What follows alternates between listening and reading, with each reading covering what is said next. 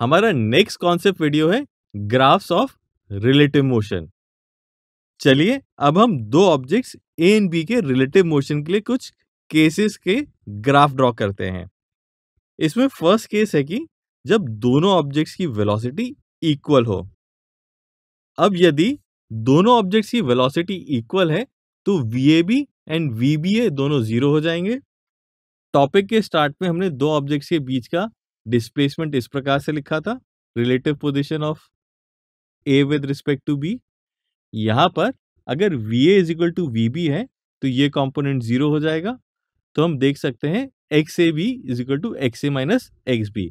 That means XAB will be constant, यानी दोनों objects के बीच का जो डिस्प्लेसमेंट है वो टाइम के साथ चेंज नहीं होगा, वो सेम रहेगा। तो अगर हम सबसे पहले XA का ग्राफ देखें तो वो इस तरह से दिखेगा, फिर हम XB का ग्राफ देखें तो इस प्रकार से दिखेगा। तो यहां पर हम देख सकते हैं कि XA and XB are parallel to each other. That means कि दोनों के बीच में जो डिस्प्लेसमेंट है वो टाइम t के साथ हमेशा कांस्टेंट है, इट इज नॉट चेंजिंग।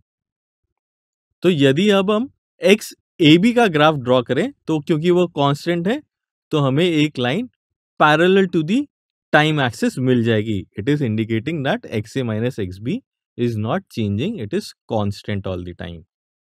अब हम एक और केस लेते हैं जब ऑब्जेक्ट A की वेलोसिटी ऑब्जेक्ट B से ज्यादा है and object A object B से पीछे से स्टार्ट करता है, या हम कह सकते हैं उसको फॉलो कर रहा है।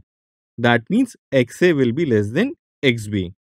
अब यदि हम A की वेलोसिटी B के रिलेटिव देखें तो हम लिख सकते हैं VAB इज ग्रेटर देन 0। यदि हम A एंड B के लिए XT ग्राफ ड्रॉ करें तो हमें अलग अलग स्लोप्स की दो स्ट्रेट लाइन मिलेंगी।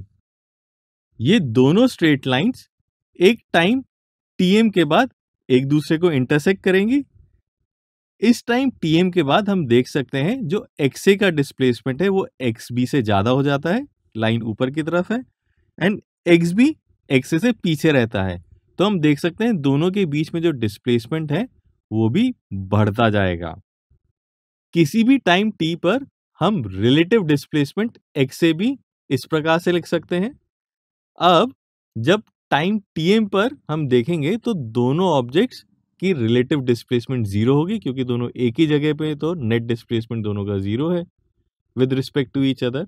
तो हम लिख सकते हैं XAB is equal to zero which is equal to XA minus XB plus VAB into TM। इसको सॉल्व करेंगे तो हम लिख सकते हैं TM is equal to XB minus XA upon VAB। अब हम A के रिस्पेक्ट में B की पोजीशन XBA का टाइम के रिस्पेक्ट में ग्राफ ड्रॉ करें तो वह इस प्रकार से बनेगा।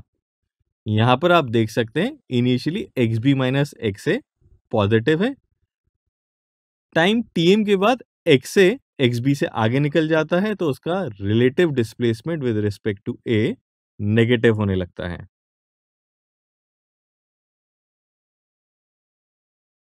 अब हम केस कंसीडर करते हैं जहां पे दो objects car A and car B हैं और उनकी डायरेक्शंस जो हैं वो ऑपोजिट डायरेक्शन में है, और हमें देखना है कि ये किस टाइम t पर क्रॉस करते हैं। सपोज कार A की इनिशियल पोजीशन XA है एंड कार B की इनिशियल पोजीशन XB है। ये दोनों कार्स चलती हैं और टाइम t पर एक दूसरे को क्रॉस करती हैं। तो यहाँ पर XA और XB के ग्राफ्स कुछ इस प्रकार से दिखेंगे।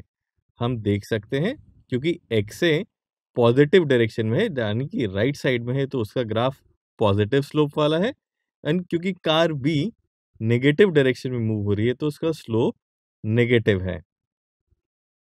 अब यदि हम कार A की position with respect to car B निकालें एट टाइम t, उसको हम इस प्रकार से लिख सकते हैं XA minus XB plus VA minus VB into t। Crossing के टाइम पर XAB जीरो होगा बिकॉज रिलेटिव डिस्प्लेसमेंट जीरो होगा, दोनों सेम पोजीशंस पर होंगी। तो हम लिख सकते हैं zero is equal to XA minus XB plus VAB into TM। तो यहां से TM आ जाएगा XB minus XA upon VAB। अब यदि हम ए के रिलेटिव बी के डिस्प्लेसमेंट का ग्राफ देखें तो वो इस प्रकार से दिखेगा। एक नेगेटिव स्लोप का ग्राफ। यहाँ पर ये ग्राफ नेगेटिव स्लोप का इसलिए है क्योंकि टाइम टी के साथ एक्स बी जो है या कार बी का जो डिस्प्लेसमेंट है वो नेगेटिव डायरेक्शन में है, तो एक्स बी माइनस एक्स से after a certain time T negative होने लग जाएगा। अभी तक पढ़े हुए कॉन्सेप्ट्स की समरी कुछ इस प्रकार से है। हमने सीखा है कि position of A relative to position B निकालना हो तो उसको हम X A B which is equal to X A minus X B लिखते हैं। Position of B relative to position of A लिखेंगे तो उसको हम लिखेंगे X B A is equal to X B minus X A. Similarly velocities को भी इस प्रकार से लिखा जा सकता है। यहाँ पर सबसे इंपॉर्टेंट बात जो ध्यान देने की वो ये है कि डिस्प्लेसमेंट और वेलोसिटीज को आपको साइन कन्वेंशन यूज करते हुए लिखना है।